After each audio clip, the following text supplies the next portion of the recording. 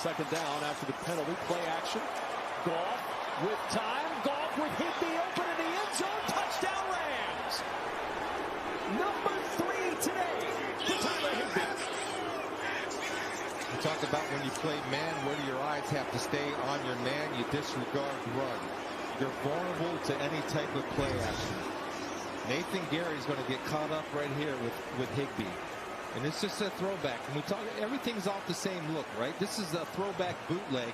Nathan Gary was caught because his eyes got caught looking back at the quarterback in that situation, and Tyler Higbee makes you pay. Just a great play call by Sean McVay. Happy Sunday, everyone. Not for Eagles fans again. Eagles fall 37-19 in disastrous fashion as the Eagles fall to 0-2 on the season. This is the All About the Birds post-game live show, Eagles-Rams breakdown between myself, Phil Stifle, and one of our writers, George, chiming in. I would say we're gonna break down this disaster as the Philadelphia Eagles, like I said, fall 37-19 to the Los Angeles Rams to fall to 0-2 on the season. The first time they fall to 0-2 since the 2015 season, where unfortunately Andy Reid's last year and they missed the playoffs that season. So it's another difficult loss for the Philadelphia Eagles. I would say a lot to go over. They just showed no heart, no communication. It was just a complete disaster on all fronts from the Philadelphia Eagles, falling down 21-3, allowing the Rams to score 3 straight touchdown drives. And I know the point last week was that the Eagles defense, they got the short end of the stick because the offense gave them a short field. But this week there was no excuse. The Eagles had no answer for Jared Goff and the Sean McVay Rams offense as he went off on this offense for 27, 267 yards and 3 touchdowns for tight end Tyler Higbee, who like Dwight Clark out there with the pitch and catch touchdowns. The Eagles just could not stop the Rams offense. They picked up some steam, showed a little fight, but in the end, it was too little, too late for the Philadelphia Eagles. Your thoughts, guys? Yeah, I mean, I'm going to say I'm checking in down here from the Outer Banks right now, so I listened to most of the game on the radio broadcast. But the one thing that I could tell from the entire game, we could break down details of it as we go here in the postgame show, but the offense had its issues for sure, but the defense showed no heart, no desire to win. Javon Hargrave was in, Dark Barnett was playing. We pretty much had our full complement of our defense, and they just looked uninterested and unmotivated to play this game. And that's a big concern because this early in the season, you should still have that motive. The season's not over when you're 0-1 after week 1. And they came out like they've already packed in the bags for the season. They showed no heart, no ability to stop the ball. We could talk a lot about the communication issues on defense, but I listened to it literally like 15 minutes ago, and Mike Quick said, this offense does nothing but throw a lot of eye candy at you, and the team is not communicating or trying to stay with their defensive scheme. And it's really disheartening. And I've been very harsh on Jim Schwartz and his schemes for many years, and I know a lot of people like him out there, but this was not a good game plan from him at all, and he does not have those guys ready to play at all. George? George?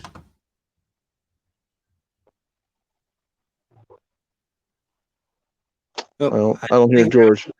Technical difficulties with George. George tried to, I don't know if it's your internet or something, but I would say I agree with you, Phil. Jim Schwartz, like I was tweeting on our AAT Birds Twitter handle throughout the game, and one of those things that I would say you saw from Schwartz is he didn't have the in-game adjustments. I was saying that's one thing that I would say he has lacked through his course as defensive coordinator here. He just sticks to his game plan and just continues to hope it works out. And early on, they did not get any type of pressure on Jared Goff at all. He, I think, started the game 13-13 for a couple of touchdowns. They were chipping away at the defense. They just had no answer for him whatsoever, which it was costly. So I was, and offensively, I would say they played better, but the opening drive, it set the tone for the football game. That's yeah. Miles Sanders on his third touch from scrimmage fumbles the football. He had 2 fumbles all last year, lost on touches. So the fact that he coughed one up as early to set the tone for that game, allowing the Rams another short field and capitalizing for the touchdown, it ended up being very costly for them. I would say this season, that's the tale for this season so far for the Eagles.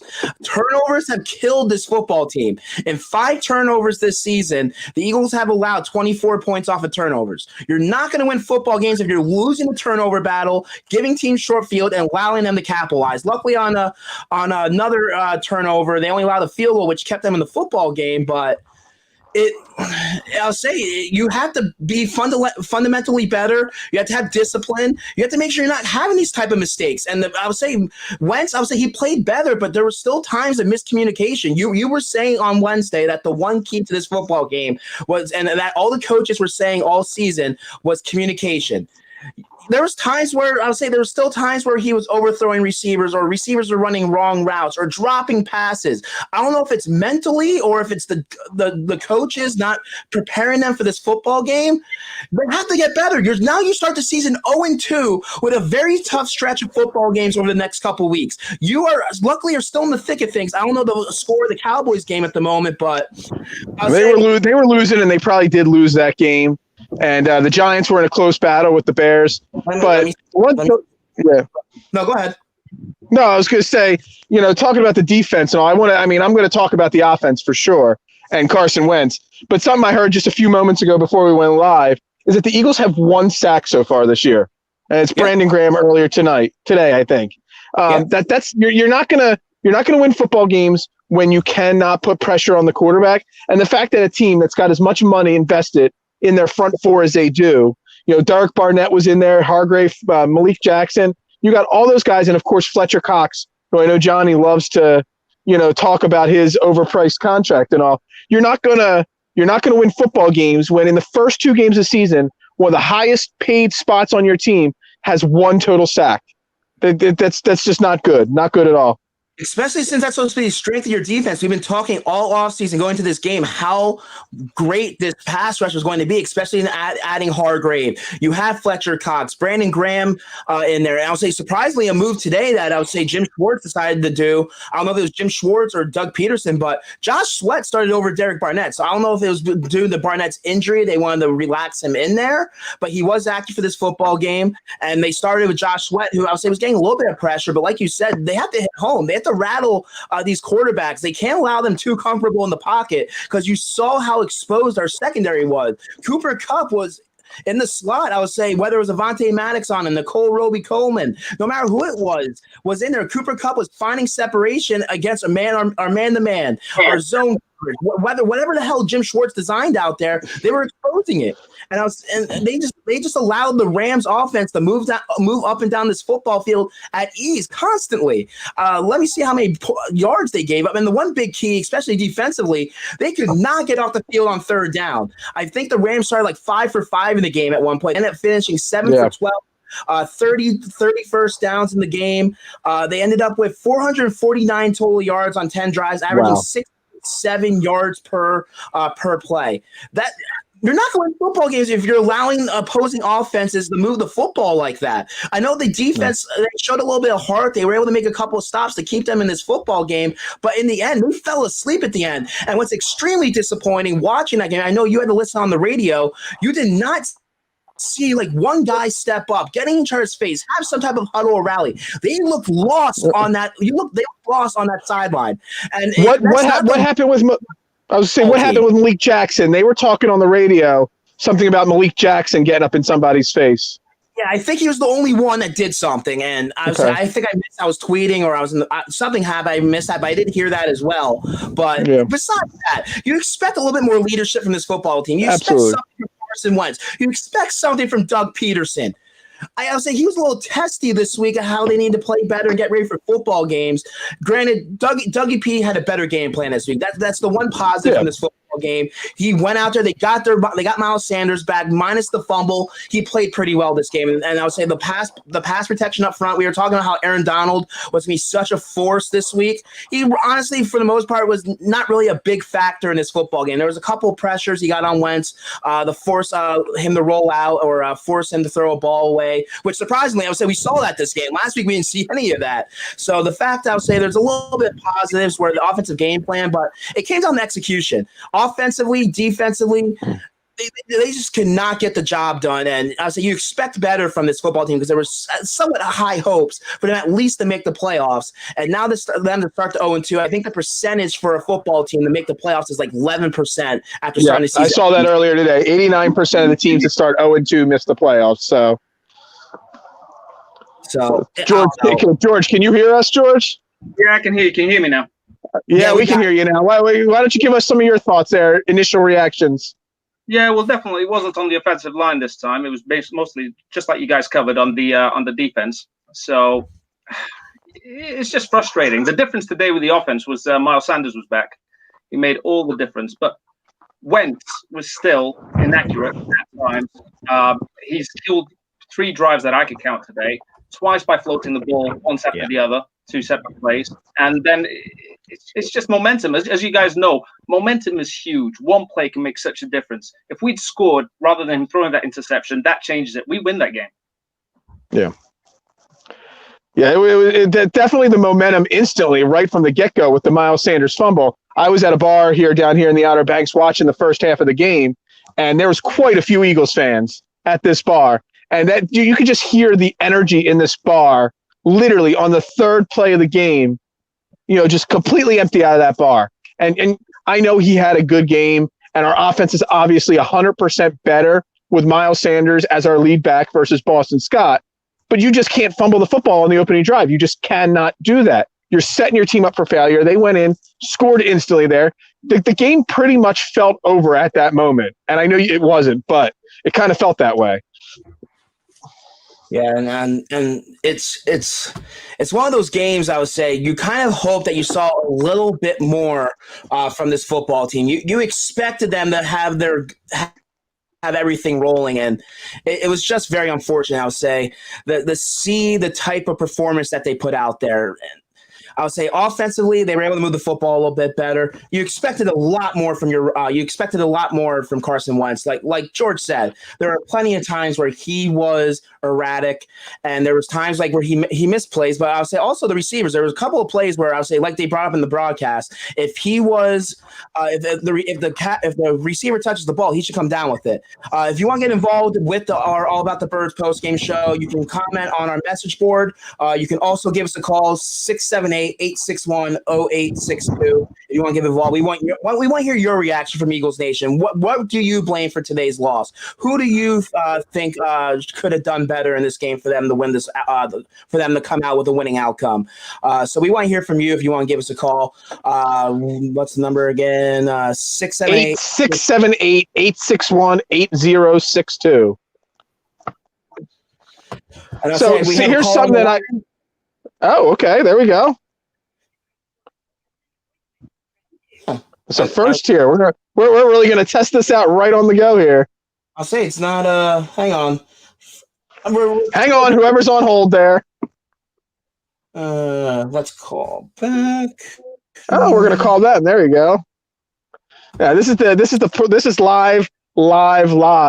what happens when you're setting the trends and going for it here. While he's trying to figure that out. Here, I'm gonna say something. I don't know if George noticed this, and while you're trying to figure that out, last game we complained about Carson and the offense going deep way too much and not trying to establish the intermediate passing game or the offense. This game, I do not think I saw them try to stretch the field once. So it's like they went all deep passes and all stretch the field plays last week. This week it was all short dink and dunks, and I don't think there's enough consistency. And again, I'm listening to it on the radio mostly, but there needs to be consistency. You can't do one or the other. There's got to be a little bit of everything. So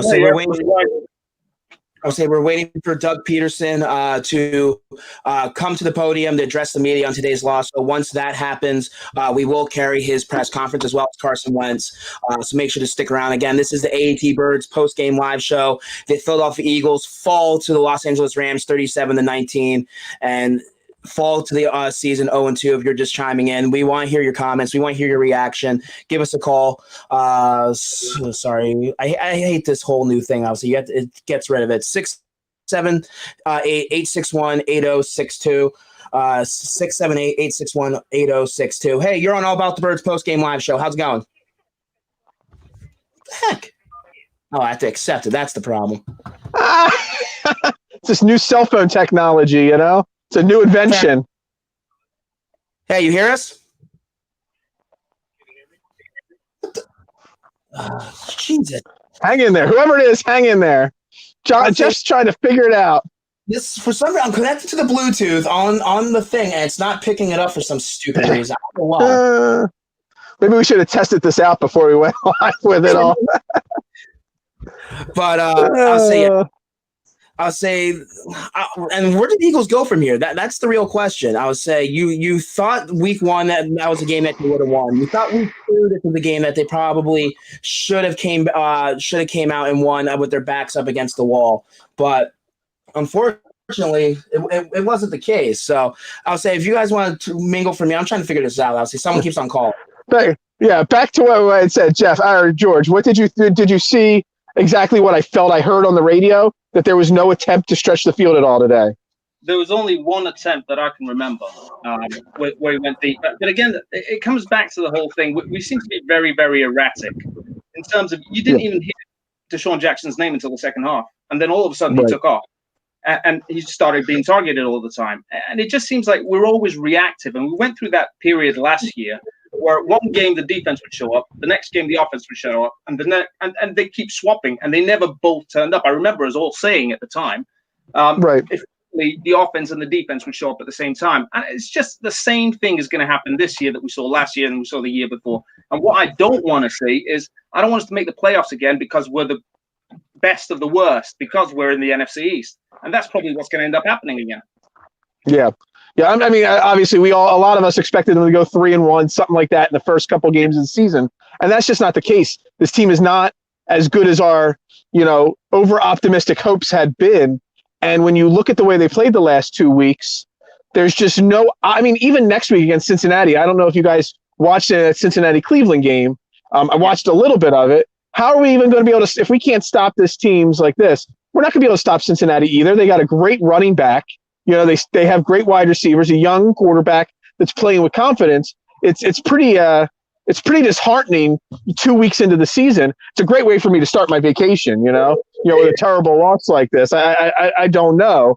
But, again, the offense has no consistency. Everybody knows I'm a big believer in the Wentz is elite hashtag, but he is making it the first 2 weeks very hard for me to continue to say that. It's really hard. And it's frustrating because I'm going to put the onus on this loss on the defense for sure. But Wentz definitely played a very poor game today, even though his numbers weren't awful. I'm putting a lot of the loss on Carson Wentz today, even more so than last week. That interception he threw in the back of the end zone, or was it Ortega-Whiteside was on that target, I believe. Yeah. That's a play that should just not happen. He should never have thrown that ball. Do you think Wentz is healthy? Maybe not. I'm not sure. But the one thing I saw a few people comment out there is ever since his knee injury, he hasn't been the same player. And so, he just doesn't, I don't think he has the confidence in his offensive line. He doesn't have the confidence in his receivers. Everybody talked about how great Greg Ward's, his confidence in Greg Ward was coming into the season. What did Greg Ward have? One catch today? Yes. That's, again, like I said, Greg Ward is not that great of a weapon. He's not even supposed to be a regular rotation guy. And we're relying on these guys. We're hyping these guys up. Last week it was Hightower. Hightower didn't even see a target today. Ortega-Whiteside had the one target that was intercepted. But, we really, outside of Reagor and outside of and Jackson, we really have no wide receiver weapons. If the defense can stop the tight ends, there's really nothing there. And we're not getting the protection for Wentz to have the time he needs. Injured, I don't know, but he doesn't have whether it's injured or not, he doesn't have confidence in his team.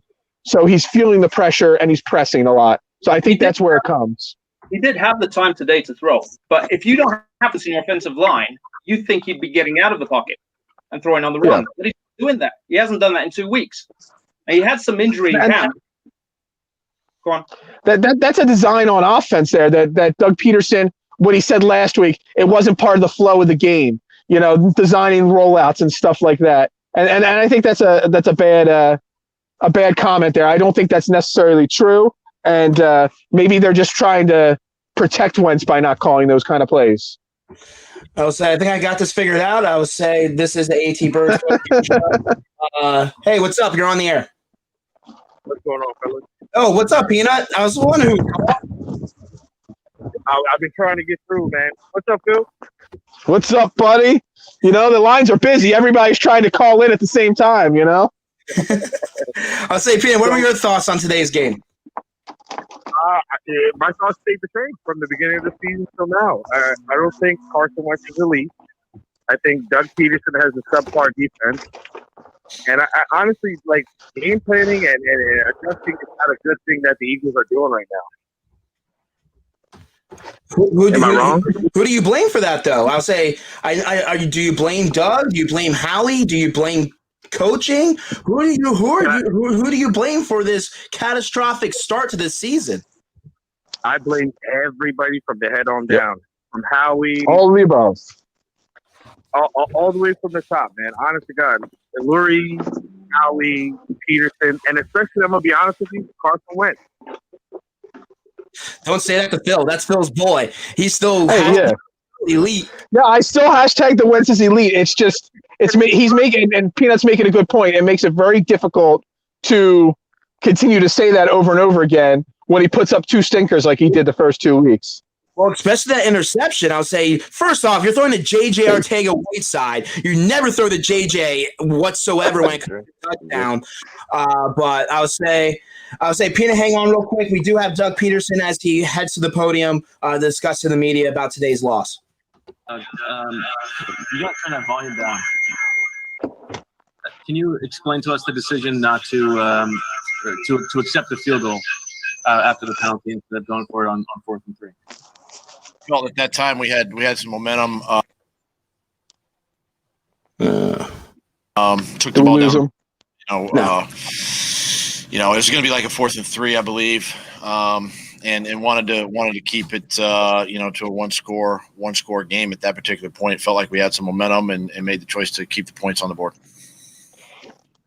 Damo and then Pat Gallen.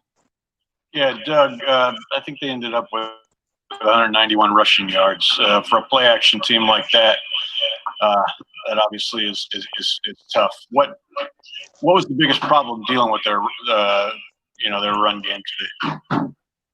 Well, until again, as you guys know, until we can look at the tape and really look at it, it looked like it was just a downhill rushing attack. They did do some things on the they're a stretch running team and they did some things on the perimeter to us and got outside. But it's with all the moving parts on offense with the jet sweeps and the different things that they do and the tosses, it's something we've got to do a better job of. We definitely pride ourselves here in stopping the run, and we didn't do a very good job today. Pat, and then Rob Motti.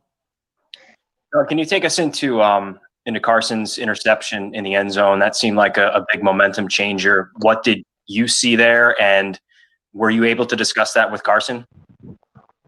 I believe it was 1st and 10, and just wanted to get Carson out of the pocket on the play, and again, just a situation where we just got to continue to keep working. If plays are not there, don't look to try to make something happen. Just throw the ball away in that situation or run. And unfortunately, it was a turnover in the end zone, and we're just going to continue to correct and move forward. Rob, and then John McMullen. Doug, overall, what did you think of Carson's performance today? It looked like there were some opportunities to make plays, but without seeing the film and knowing what the intentions were. What did you think overall? Well, I thought there were some good plays there, some good decisions. He did a nice job, handling the run game with some of the checks that we had going on, and got us in and out of some throws from the standpoint of bad defenses into good positive plays. So he handled the game that way. The one thing, again, that we all have to take a look at, especially offense, is just the turnovers. We had the fumble early, and then of course the interceptions, and that's kind of been. I think these first 2 weeks of the regular season, that's been the sort of the tail of the tape. John and then Dave Zangaro. Hey, Doug. You lost Isaac Sayamalo in the game. You got Lane Johnson back. As a whole, how do you think the offensive line held up coming off last week? And obviously, from a sack pass protection standpoint, it seemed a lot better. Yeah, I thought they overall, played well, played better than the week before, and again, it's a good defensive front that we played. We know Aaron Donald is a tremendous football player, and our guys handled him and what they were doing, really well. So, hats off to those guys. They worked hard during the week to prepare for that, and I thought overall did a nice job. Steve and then Jeff McLean. Hey, Doug, after that, the decision to kick that field goal or keep the field goal, the Rams drive 75 yards on 3 plays. What happened on that drive, and how disheartening is that you put your faith in your defense and they can't hold up there?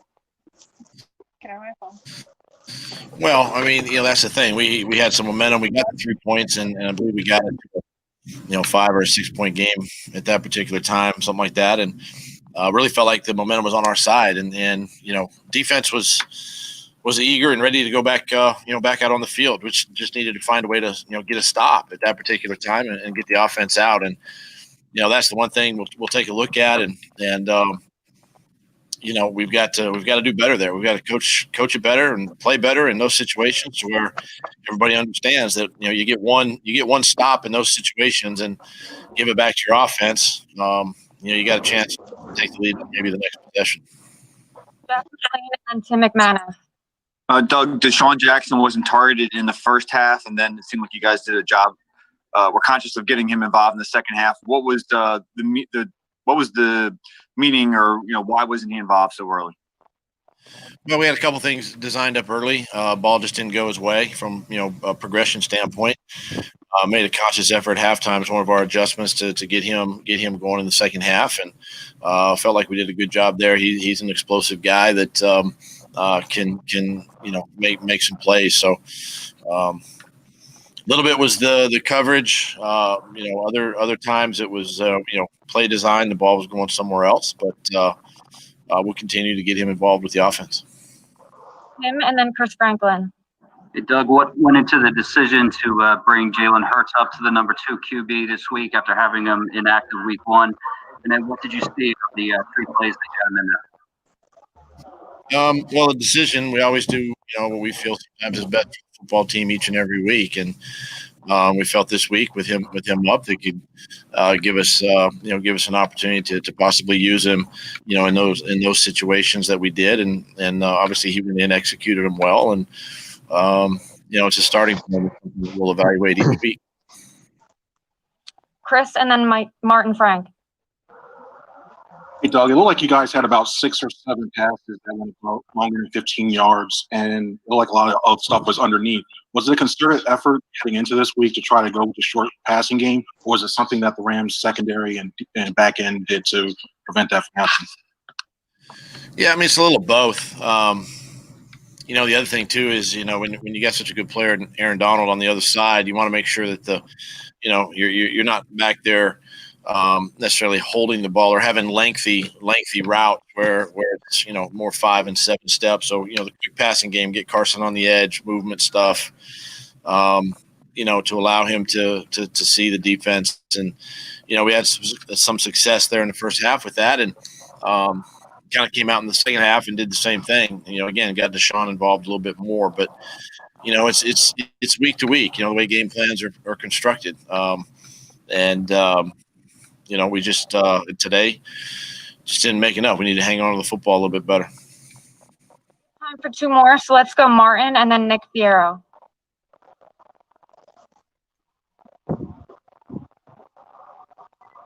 Martin, you're on mute. Go ahead, Nick.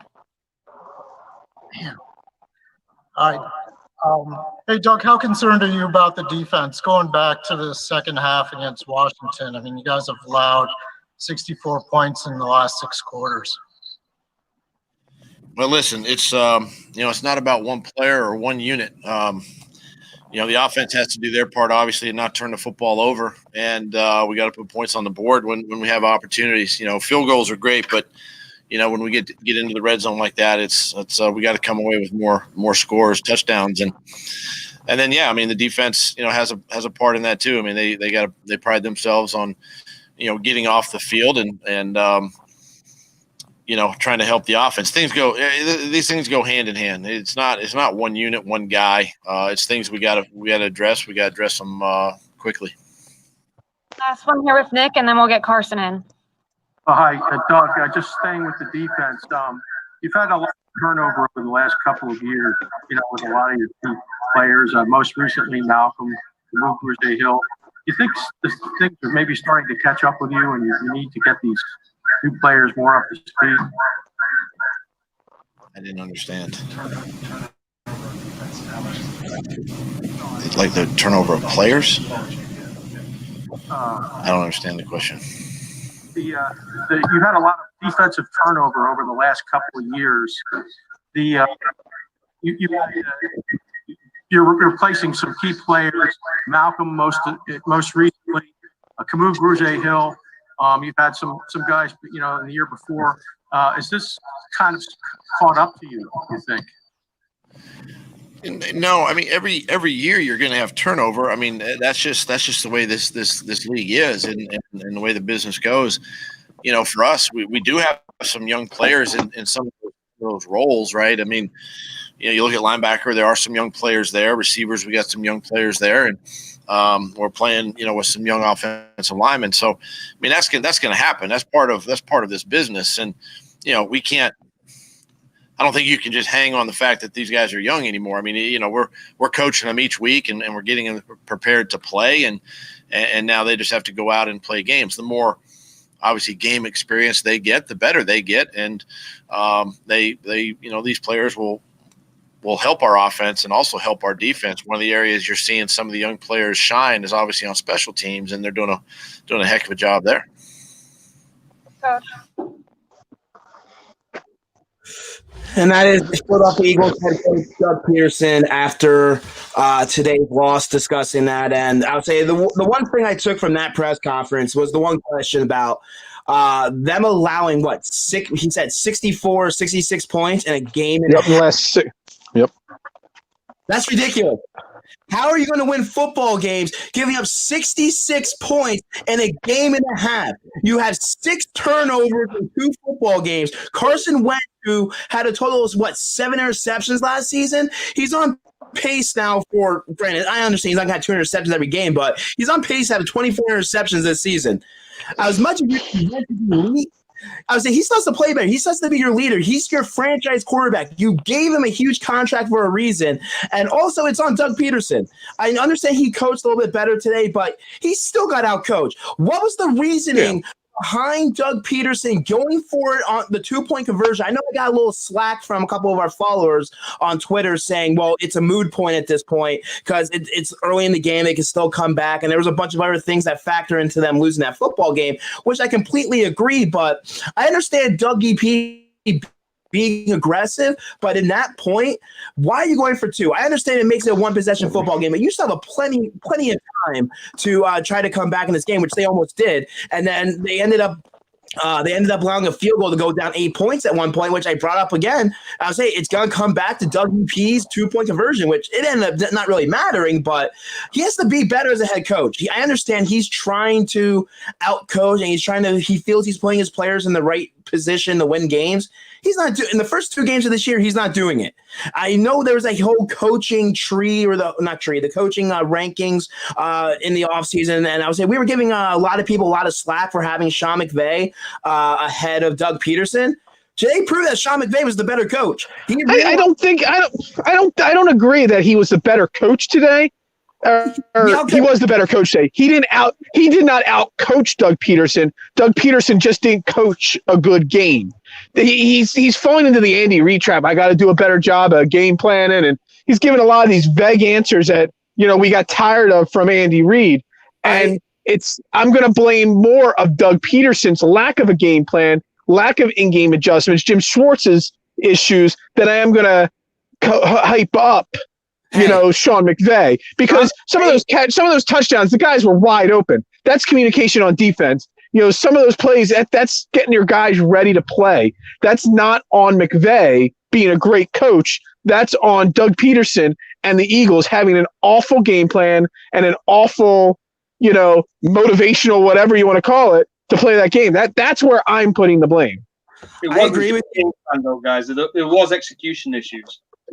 When Mills can't tackle and Henderson goes up the middle for, I can't even remember how many yards he went up for. There are issues executing, and we've had those issues for years now. Yeah. I've said Mills, why everybody was so excited that Mills was moving to safety. What did he do at safety so far in the first 2 games? Nothing. Outside of, getting blown up on that one play and missing that tackle, it was the only time I even heard his name the whole entire day. This team, we've talked about all offseason about the lack of depth and the lack of making moves to fix the issues from last year. And 2 games in, and we're seeing all these holes in the secondary, at linebacker, last week with the offensive line, wide receiver. This team is just not well built. And it's obviously not well coached the first couple of games. I agree. They're not well built, but you have to give Sean McVay some credit. The fact I would say he made Jared Goff look like Joe Montana out there. He was efficient. He was effective. He was hitting his receivers. And a lot of that is the play calling. They knew the Eagles' weaknesses, and they exposed them. Like CB Madman has chimed in, saying the Rams played great. And then he also another person with no face. I don't trust people that comment that don't have a face on their profile. They're on YouTube. That's why. So okay. YouTube doesn't show faces. And then excuses. But I'll say real quick, Carson Wentz has gone to the podium. We'll chime in a little bit after his press conference, hear what he has to say. I thought we had some good movement up front, running the ball in our turbo type stuff, up-tempo offense. Did some good things, just not enough, and got to protect the football. So I've said it a couple times now, but we're not panicking. The sky's not falling. There's some good things that we're doing, and we'll get back on it. We have time for a few more, so let's go Bo, Ed, and then Jamie. Carson, what did they do to take away the deep ball in this game? Yeah, that's really what they did to take away the deep ball. They just played soft on the outside. They wanted to keep everything in front of them. They did a good job of that. We had to take a lot of underneath throws and take what they were presenting and giving us. And that's kind of the style of their defense at the same time. So, we took what was there. I thought we did some good things, but we got to be creative and find ways to get the ball downfield, or just be smart and not force it like I did on the one interception. Ed Kratz and then Jamie. Hey, Carson. Just Deshaun Jackson didn't have his first target until the second half. Were they taking him away in the first half, or was it just a conscious decision not to go to him? There's really no explanation, I guess. Just kind of the nature of the game. Deshaun's a guy that we always believe in, no matter who's on him and no matter where he's at. And so it was just kind of the flow of the game, how it worked out. But, he's a guy we know that scares the heck out of defenses and does a great job of creating separation and getting open. So he'll definitely be featured in our offense. It's just kind of the way it happened today in the first half. Last one here with Jamie. Carson, you said you guys are have all the tools to be an elite offense. So given the 0-2 start, what to you is the most disappointing factor in all of that? I think, like you said, we do feel that we have the pieces, we have the talent, we have the guys to be an elite offense. The turnovers have been killing us. The turnovers, I got to protect the football, plain and simple. I got to own that. And, some of those things we can clean up, and the timing of the mistakes and the turnovers is really hurting us. And so we believe we can really hone in what we do and execute better and just protect the football, and we'll be just fine. Thanks, Carson. Thank you, guys. The sky isn't falling. Come on, they're Owen. Dude, What's that? he sounded like a freaking broken record. That they could have replayed the same stupid press conference last week and just inserted this week. Once again, I need to do a better job. I need to protect the football. Granted, this game was not on Carson Wentz. I was like, he didn't play up to the level that we expect him to. So I'm not completely blaming him, but stop with the sky isn't falling. You're 0-2 at a point where you might have considered being 2-0. The sky is falling. That is, it's especially. I don't know if you guys saw the latest. The Dallas Cowboys came back to win that football game with a last second or a last few moment field goal. They'll beat the Atlanta Falcons 40-39. Wow. So this game just got even worse. The fact that that's real heartbreaking. Yeah, the Dallas Cowboys were down. Let me see. I can't remember the exact score, but they were down 26-7 and 29-10 at one point at the end of the first half, and they came back to win that football game. Dak Prescott led the way and with a couple drives. I don't know what happened. I didn't see the game, but the fact that the Dallas Cowboys and Dak Prescott can come down from 29-10 to beat the Atlanta Falcons. What does that say about our football team? The fact that we can't even come back against the Washington football team, or we can't even come back against the Los Angeles Rams, down as much as we were. And I would say the fact that Carson was asked, I would say, do you feel this offense can be elite? I don't see it. I understand we might have an elite quarterback, quote unquote, and I'll say he's played well. But like you said, they do not have the pieces in place. The Los Angeles Rams found a way to take our strength of our offense, which is the deep ball, away from this matchup. Deshaun Jackson didn't have a freaking catch in the first half. They finally found a way to get him involved, which I think it was mostly a lot of the Rams playing a little bit off, and they were trying not to get beat deep to allow the Eagles back in this football game too much. So they were able to get Deshaun involved a little bit, but he was basically a non-factor. I don't even remember the Eagles going deep one. They didn't even attempt the deep ball game, which George said they went deep one time. Yeah, one time. Yeah, I think. So it wasn't. Yeah. I'll tell you. Go ahead, chime in. No. I completely agree with you guys. But I mean, you got to also look at it this way: the Rams matched up very well the way that they play against us in terms of their offense and our defense. Rams run a lot of shallow crosses. They run a lot of screen. That exposed our linebackers. Our linebackers are the worst in the league, and they just could not keep up. And the other problem that we had is they ran the ball right up. Sorry? I'll say, yeah, Gary was getting exposed out there. There was plenty of times like we hear Gary's name here, miscommunication, and I'll say even our secondary, that little pick play on one of the Higbee touchdowns. Yep.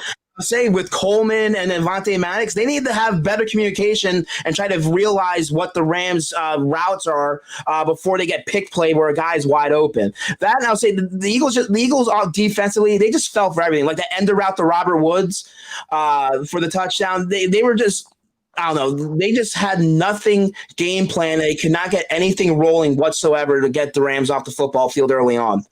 So, and the other problem is they ran the ball right up our throat. You know, where Malcolm Jenkins would have made a difference because he drops down in the box as an additional linebacker in the past. Yeah. We didn't have that anymore. Mills just couldn't do that. So we got a huge. Yeah, the Eagles gave up 191 yards on the ground for an average of 4.9 yards a carry. I'd be curious to see that's got to be one of the most yards given up on the ground in a long time by an Eagles defense, because that has always been their MO, is a great run defensive team and all, and that definitely was not the case today. Yeah, our boy Peanut, he wants to hear the Beard say Carson Wentz franchise. I saw that comment. I'm not going to say that. I'm not in the mood to stand up and say Wentz is elite hashtag, because he has definitely played poorly his first 2 weeks. But I'm going to put just as much of the blame on Carson, from Carson to Doug Peterson to Jim Schwartz to Howie Roseman of building this roster. There's so much blame to go around. So I'm not going to just say Wentz is not elite right now. I'm just saying Wentz is making it very difficult to say that. Dude, 5 turnovers in 2 football games. It's not good. I would say, do you expect that from an elite quarterback in this league? No, not at all. But there are probably other moments of other elite quarterbacks having bad stretches of games. So I'm not giving up on it just yet. Yeah, they have bad stretches of game. Tom Brady in his 40s. Carson Wentz is in the prime of his career. This is the fifth. You're entering the fifth year of your franchise quarterback, and you constantly still have the same mistakes week after week from Carson Wentz. So you're all going to start. Everybody's going to start jumping on because he played 3 games, 3 plays, the Jalen Hurts bandwagon. Here it comes. Everybody's going to want to talk about him now. Hey, I would say the few times, even though he didn't touch the football, Jalen Hurts, I would say he added a little bit of dynamic to our offense a little bit. Where when he was out on that football, he didn't do anything. Stop it! Don't play into that. He literally did nothing. On those drives, they were a little bit efficient. So I would say they got a first down. They got the touchdown with Miles Sanders. I would say because the Rams defense were expecting him to touch the ball and somehow be involved in that play, which he wasn't. He was used as a decoy. So I would say it ended up working out. I would say Robin Warner's chiming in. Time for a new coach. Are you guys ready to give up on Doug Peterson after 2 games this year? No, you can't give up on your coach after 2 games. But he does, just like Carson, he is not making it easy. And didn't we read and talk about earlier this week about the fact that there's some issues in the front offices and all, and some power struggles going on? If this continues like this, then that's going to play into it. I'll say, give us a call. We want to hear your reaction after today's disappointing loss for the Philadelphia Eagles. 678-861-8062. 678-861-8062. Pina, if you want to call back in, sorry to cut you off due to Doug Peterson entering. But I'll say, what are your guys' thoughts? Who do you guys blame for this 0-2 start? I'll say, I know we're throwing a lot of blame in Carson. What was that? Sorry, people want to say hello to the show. This is like my friend Lauren right here. She wanted to say hello. How about that game? We suck. They say they suck. Yeah. Sorry, there's 4 of us here waiting to get into this house now. So you still don't have your house ready? It's 5:00. They guarantee it by 5:00. She was just bringing the sheets to put on the bed into the house. So I got 3 minutes to get into this house. So are you saying you want to end this? You want to end this a little early? No. Keep going. They can do all the unpacking while we're doing the show. Way to go, making the women unpack all your crap. That is right. I'll say that's almost as bad as the Eagles playing today. But yeah, exactly.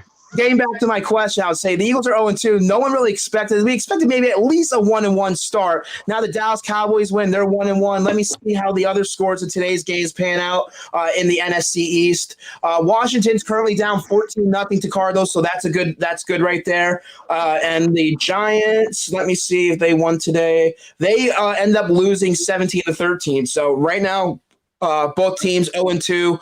So granted, we didn't expect the Giants to be much of an impact in the division. We expected this to be a 2-team race, but I'll say mentally, how is this going to affect this football team? Who's the blame for this start? Who should be held accountable? Honestly, I know you guys aren't ready to give up on Doug Peterson, but just after this, maybe it is true. Maybe he is having not the coach that we expect him to be. Granted, he won the Super Bowl.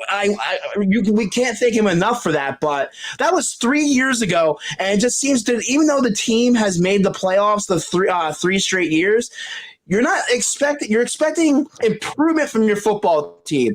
You're expecting your head coach to put your players in position. You're expecting better plays from your quarterback. And ultimately, I would say Doug Peterson is the guy that has to be held accountable. Granted, I agree, Howie didn't shape this roster for Doug, but honestly, I feel Doug has a little bit of input when it comes to players that Howie brings in. He has to. He's the head coach. I would say he's the one that has the game plan in place. He's the one that feels that these guys that's going to know who is best to fit his schemes. And I'll say, ultimately, it's on Dougie P. The fact that your franchise quarterback got sacked 8 times last week, has 5 turnovers in the last 2 weeks. Granted, a lot of it is on Carson, but Carson, I would say he has to make better decisions, but it goes from the top up. And Doug Peterson, he has to do a better job. Thankfully, they have the Cincinnati Bengals next week. They should destroy the Bengals and destroy Joe Burrow. Yeah, but after the way we've watched the last 2 games, are you confident in saying that? Because I know I'm not confident in saying that. I watched some of that Bengals game. I hit my parlay on that Bengals game. I cannot confidently say that we're just going to smoke the Bengals next week. The game plan is not there. The execution is not there. So that comes down to the whole team. I'm going to put it on Wentz. I'm going to put it on Doug, Howie Roseman, Jim Schwartz. It's on all those, the top guys. The top guys. Letting a guy like Nathan Geary be a starting linebacker on this team, that's on Howie Roseman letting that happen. That these are the things that cannot happen. That's a cop out. I say you can't just blame the whole. Why is that a cop out? You have to place some type of blame somewhere. And I was saying, I just said all the 4 top guys on the team. Okay, I would say, George, what are your thoughts? I say, how do you feel about the Eagles 0-2 start? Who do you blame for this catastrophic start to the season? Well, I started off the week a bit like Phil, Wentz MVP. I think they can turn this around. I think you can make a run. But then this report came out that Phil referenced the car to power struggles behind the scenes. And if that is true, if half of it is true, then the problem here is Wentz. It's not Doug. If he's been undermined, then it's Wentz. Because I remember you guys saying one of your previous shows in the last week, between Wentz, Howie, and Doug, one of them is going to end up losing the job. And last week I was thinking it's going to be Doug. I still think it's going to be Doug. I think he's going to be the fall guy.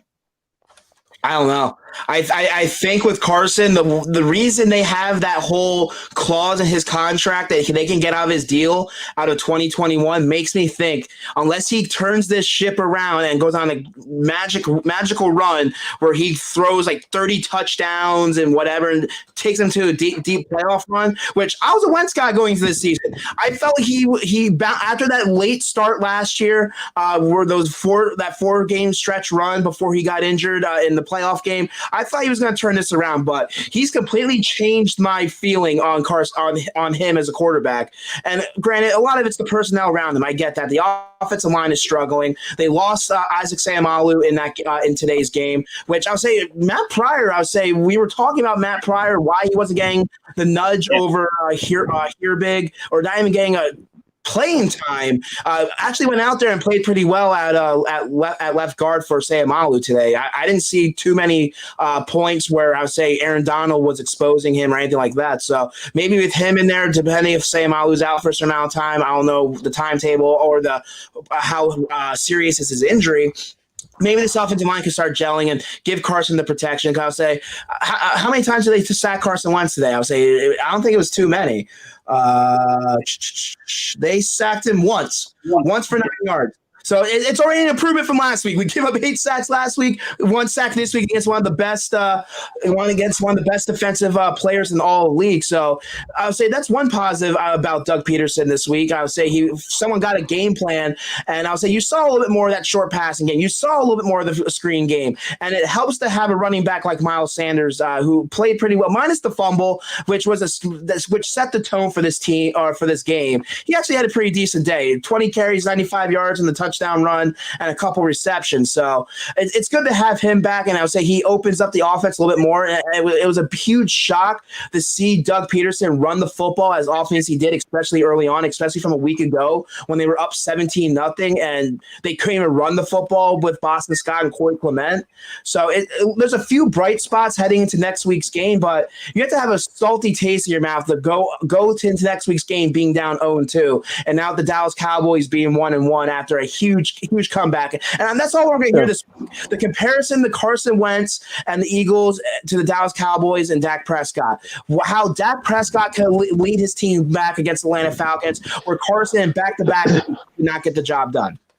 I was just reading it online, but Dak even got hurt in the game and came out briefly. Andy Dalton came in, threw one pass and all, and he was able to come back into the game. I'm not sure the details of what caused him to come out of the game, but he definitely led that team back. And that's leadership right there. We're lacking from our quarterback. We are. We got no leadership from our quarterback today or last week. That is a guarantee, and I understand that. But again, when you give your quarterback Greg Wards and Jonathan Hightowers and Ortega Whitesides and Boston Scotts, what do you expect him to do? He's got nobody to really throw the ball to other than Deshaun and 2 tight ends. And the Rams took Dallas Goedert and Zach Ertz out of this game. They basically had an unimpactful game. So, if you take those two guys out of the equation, I don't know what you expect. And it's one of those things, I would say, once again, you have to go up to the top. I would say they did not put the team around Carson Wentz to succeed. Yeah, they have Miles Sanders, but they lacked an offensive line. Turn the car around.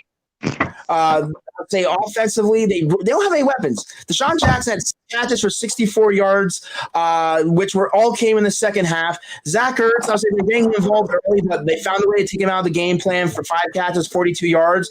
Our other leading receiver, Jalen Reagor, 4 catches, 41 yards. So not very impressive numbers in the passing game. No. And there was not that point in the game where you really felt that the offense was getting in that rhythm. Yeah, I would say they got that one big drive, but besides that, I would say they were very vanilla. The Rams found, and that's another thing about Doug Peterson that you have to criticize, is his in-game adjustments. They got down early, and then he somewhat let off the gas a little bit. I'll say there was times where the offense could not get rolling whatsoever, especially in that second half. They came up with 3 points in the second half after getting back in the game, making it 5 points for halftime. And if it wasn't for Cooper Kupp coughing up that fumble right before halftime, who knows where this game could have been? They might not even be in this ball game. It can't have been worse of a blowout. So there's a lot of issues. There's a lot of holes, and there's a lot of things that Doug Peterson as a head coach and Carson Wentz need to go into this week. Because if they lose to the Cincinnati Bengals, I'm sorry. I even said this past week. This was a must-win football game, and for you to lay an egg like they did this week, it just shows you the difference between a contending football team and a non-contending football team. And right now, as much as I hate, even though they might still make the playoffs, this division is absolutely garbage. They should not be in the playoffs. They should, after these 2 losses, and if they struggle next week, kiss the season goodbye. Because you go against the Ravens, you go against the Steelers, you have the Saints this year, you have Green Bay who came back against the Lions. I don't know what the score of that game, but Aaron Rodgers played well. This team does not match up as much as hope that some of the fans had this season, like our boy Phil putting a Super Bowl bet this year. Yeah. I put a Super Bowl bet. That's okay. It is frustrating. It is extremely frustrating the way they've played. They don't deserve to make the playoffs or whatever else after losing these 2 games. But it's a long season. It's a 16-game season. I'm pretty sure the Patriots have made the Super Bowl and won a Super Bowl a few times after that. And also, they had a few bit starts. So, I'm not jumping off the bandwagon. I'm not ending the season yet on them. But it's really going to come to our coach and our quarterback to make the adjustments. And sorry, someone's hosing my car down for me right now. It's sidetracking me right now. Way to go, Phil. Because having a horrible Eagles loss, and you're worried about your freaking car right now. Well, you got to get the salt water. You said it's a salty taste in your mouth. I have a salty taste from the salt air that I was, sitting on earlier today. So, that's where my salty taste comes from. Got to wash it all off the car now. I'll say this is the AAT Birds post-game show here on Facebook, Twitter, and also our YouTube channel. Make sure to follow all those platforms as we will go live after every single Eagles game from here on out throughout the entire season. And we also will be having our weekly show Wednesdays. We'll be back this coming Wednesday, 9:15 start, talking about moving past this debacle and moving forward to the Eagles and Bengals next week. Before we get out of here, you guys have any final thoughts on today's game? Do you guys expect them to turn this season around at 0-2? What are your thoughts? Actually, I'm going to give you one thought. Before the season started, we said they were going to lose some of the games that we expected them to win, and they were going to win some of the games we expected them to lose. So I am not jumping off the bandwagon. There's still a shot. Let's keep this going. Let's come back next week. Let Doug and Carson show who they are and turn this around. I'll say my cousin Laura, she says the Eagles don't make the playoffs. So, granted, we call her Negatron. She's also the one that says that she can kick like a 65-yard field goal. So I'll say I don't take anything credible from her, unfortunately, when it comes to football. George, thank you for coming on. We appreciate it. Final thoughts.